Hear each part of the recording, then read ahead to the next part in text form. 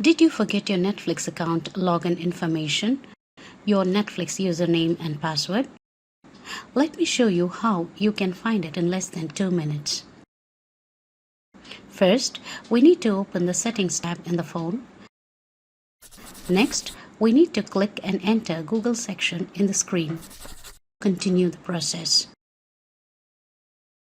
Next, we need to go and click Security tab.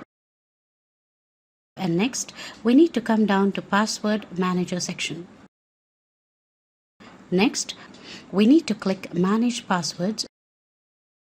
Here, we need to click and open the Netflix tab. Next, we need to open Screen Lock to continue the process. I have my fingerprint as the screen lock. You may have your fingerprint or password.